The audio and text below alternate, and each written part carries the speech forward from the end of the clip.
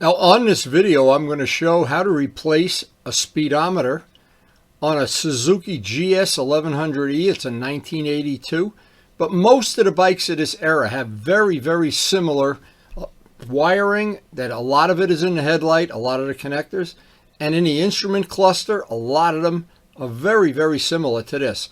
In fact, a lot of the Suzukis, when you look in the manual, even though the shape of the instruments is square or round or different shape, the wiring and all the things that go into it are pretty similar, because the bikes of this era, this was how they were made. There was no electronics and no computers and this is a 40-year-old motorcycle, and it's relatively simple to work on, but it can be tricky. Let me explain.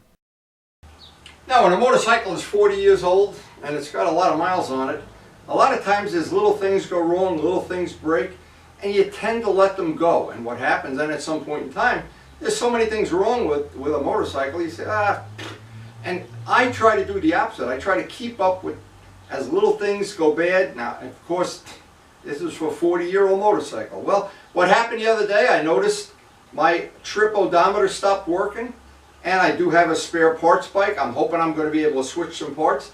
And in the worst of all worlds, I'll put the original speedometer back on, because I know that one did work when I took it off. That is a relatively minor thing, but when you push that button, of course, this is supposed to zero out. What happens, it never goes out. As your mileage accumulates, it stays at zero. But inside there's a little mechanism. I remember I've had this apart before, and I have the shop manual. I'm going to see if I can pirate off the parts. But if I can't, this speedometer, I have the 80-mile-an-hour speedometer, which I know works. And I do like having that trip odometer. I do try to keep track of the mileage and things with that. And this is the original speedometer, the 80-mile-an-hour speedometer that came with the bike. It's got 48,300. This I know works. But again, I would like to have, if I could combine parts from one and the other, I would love to have that I can take the parts out of this, put them in the other one. I'm not going to know till I take it all apart. So the step one on this is just to pull this set of instruments off the bike and take it downstairs where I can see how that little mechanism, if it's broken on the other one or not. But I'll take this one apart first just to see how that's going to, well, if those parts, maybe they're broken on this one too, who knows. So these come right off with a few bolts underneath, and you have to disconnect the cables, of course, which I already have, and any wiring that's going in there. And while this is apart, I'm going to check all the bulbs. I think the bulbs in one side of my speedometer, one or two of the bulbs is burned out already after 40 years. But my whole purpose and point of saying this in the beginning of the video is I try not to let little things go bad. What happened? The rotors got bad. Well, yes. The pucks go bad. You wear them out. But I try never to let it get to the point where the bike just turns into, you know, where it's not in decent shape and reliable as a daily driver. And that's why I'm always so glad I bought this when I had the chance to get this. And Ray helped me get it from a guy in Pennsylvania. We brought it back in his minivan. And I have a clean title for it, but I have used so many parts of this over the years. And it looks like today we're going to use even more. Okay, now all I have to do is take the headlight apart and disconnect the wires, and I can take this down to the shop where it'll be real easy to work on. Now on this bike there's a screw on each side, and once I get those apart, I'll be able to get into the headlight and disconnect all the wiring I need to. Whoa, there it goes. I never underestimate how handy it is to have a parts bike when you got a 40-year-old bike. Okay, you guys going to help me do this little job today on the GS? Or are you just going to eat? Just going to eat. I got it. Now, just for comparison, I think you can see this is the one I painted when I restored the bike the first time. And the stock one, that's kind of flat black, well, but what's inside here, all the bulbs that go to everything, but the problem is everything here is 40 years old. So we're going to try to get the bulbs sorted out, try to figure out this little mechanism thing, and if we have to, switch the speedometers. So step one is to get the rear cover off, and I've had this apart many times, and it's tricky. It's a little complicated. You got to kind of keep track of where all the screws go, but in the end, it's a doable thing. It's not a real super high-tech thing. Now, there's our instruments. Now, it's pretty typical of bikes of this era. Bikes of this era had a lot of stuff up in the instrument cluster and a lot of stuff in the headlight. So the more modern bikes like the R1, they have everything tucked inside under the tank and under the seat. But the old school stuff here, there's a lot of wires, a lot of bulbs. I think there's 4 or 5 or 6 bulbs all together. So I want to really take my time now as I'm taking this apart so I don't get anything confused or backwards. Now what has to happen, these 2 screws have to come out, if I remember right. These 2 have to come out, and then this backer piece comes off, and then we can get at all the screws that go to the instruments. But it's kind of like it's a good idea to put the parts in a row, in the sequence you take them off, because putting this back, even when you have the manual, and I do, it gets tricky. Now with this nuts loose, this piece can come off. And be real careful, I don't want to disturb anything. Again, this gets really tricky when you've got it all in pieces to get it back, and all those wires have to go exactly where they go. And I don't want to destroy anything because I want to have this sort of for the future of the bike, but that's the part that's a little tricky to get off. Now while I have it down to this point, I want to pull out the bulbs. Again, there's 1, 2, 3, 4.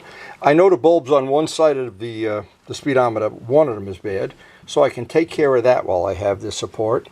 And maybe some of these are still good. If not, I'll have to run the AutoZone. But you basically have, it's this side I want. And so I have this. I have to take this screw out. That screw, it looks like, I should remember. And I should be able to take the speedometer out at that point. And then I can see how that mechanism, if it's broken on the one that's in the bike, and if this one is going to be usable. So the way this works, this gauge has to come out first. And since I've had it apart, I've had which one had a good reading and which one didn't have a reading at all. So I put all the bad gauges back in here. Now this is, and I'll use a screwdriver to point.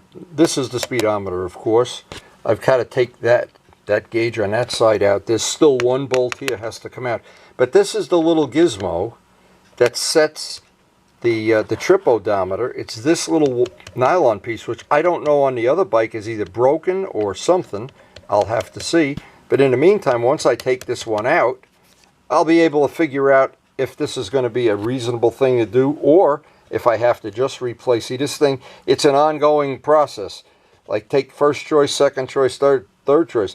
I would like to have the original speedometer, but if I have to put the 81 back, because it only goes 80 or 85. But that is the original one that came with that bike.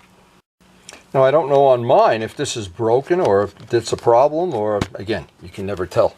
40-year-old stuff. But anyway, now we can take the speedometer out, and this is the original one. It goes to 80 miles an hour. Let's see, I know it's got 48,000, 48,3. And this still worked when I replaced it. I just wanted the one that went all the way, that had, I thought it was 120 or whatever. Because this one, you could bottom it out in second gear. So, I don't know. Anyway, we have that. And now I can put this aside. I'll take the bulbs out. I want to take all the bulbs out of this. There's no point. Right now I could use the spare bulbs and check each one. Now here's a trick I learned years ago that may be of value. When you go to pull these out, they're very, very tight fit. And when they sit in dry rot like these, yeah, you could spin them. But it's a good idea. Put some Windex on them, just like when you're changing a tire, and let that Windex kind of sit there for a minute. And you take less of a chance that you're going to either break something or what. And these wires are just cut off anyway. But I do want to get the bulbs out. So this is basically the sequence that this came apart in. Now I have to go out to the garage, take the instruments off the good bike, and see if we can figure out if it's that little part or what is the reason that doesn't work. So we're going to put these aside for now, clear off the workbench, and work on the other set of instruments. I'm taking these off pretty much the same, except I have to take the cables off and I have to take the headlight apart and disconnect the wires. Thankfully, most of the things on this bike are relatively easy to work on, but sometimes they can be tricky.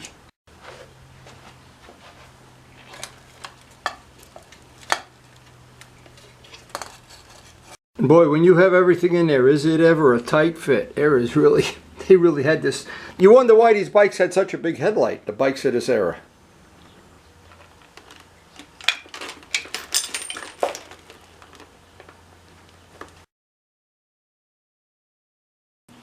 Oh, what I wanted to see if I could see if that part is broken before I even pull this apart. Maybe I can do a little switcheroo here without having to disconnect the whole thing from under the tank and everything.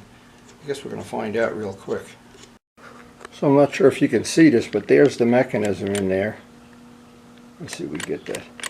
And the mechanism looks like definitely the real problem here is that it's within the speedometer itself that it's broken. That little arm is fine. So this is going to make this an easy decision. We're just going to swap out and just switch the speedometers without even taking this off the bike.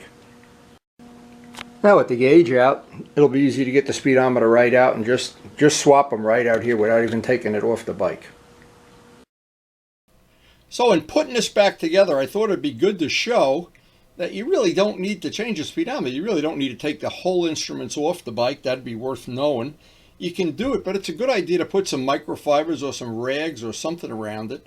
And when I looked at this, yes, you can take the speedometer apart. I don't know. And I don't know about even rebuilding it or having another one rebuilt. Since I have the one from the spare parts bike, well, not a problem. Now, putting all these screws back together again, and again, having it up by microfibers, I didn't want to scratch anything. Everything is high gloss black that you see. I noticed a couple of things that in putting this all back together, I wanted to make sure that all the wires were connected, number one. And there are a slew of little wires that get snapped, and you have to really watch that you don't leave one out. And to get all the screws tight and all the little Phillips screws tight, every one of them is doing something, and there's a lot of little rubber grommets in here too to protect it.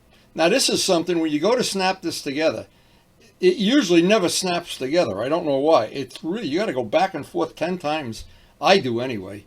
And it just can be tricky, and to get it nice and tight where it seals nice at the end, I always find that if you just go back and forth I bet 10 times you get it right.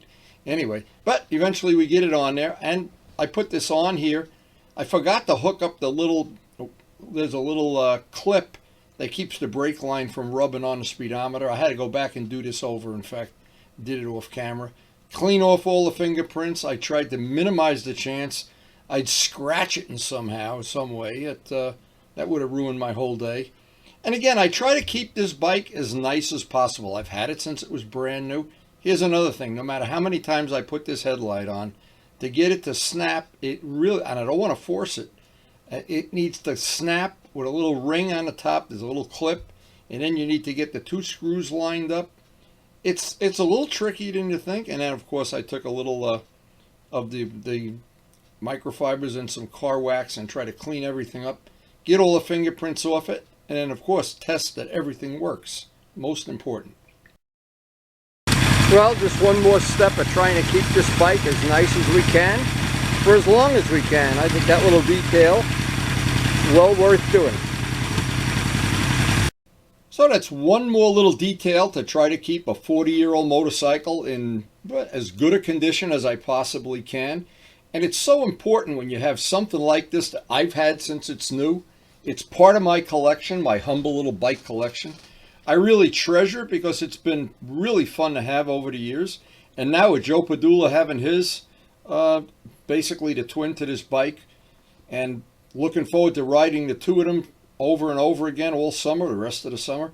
And it just adds a little enjoyment that, well, you never know. The bike like this, when it's in perfect running condition, you go out on the road and it's just wonderful.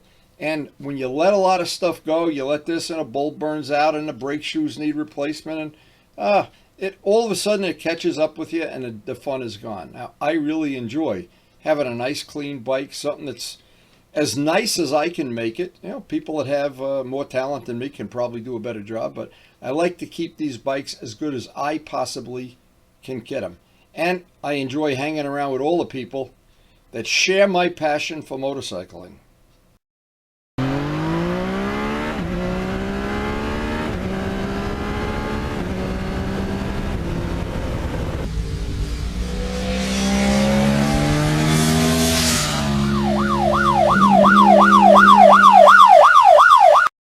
Now we try to post up a new video every day, almost every day, and thanks so much for watching.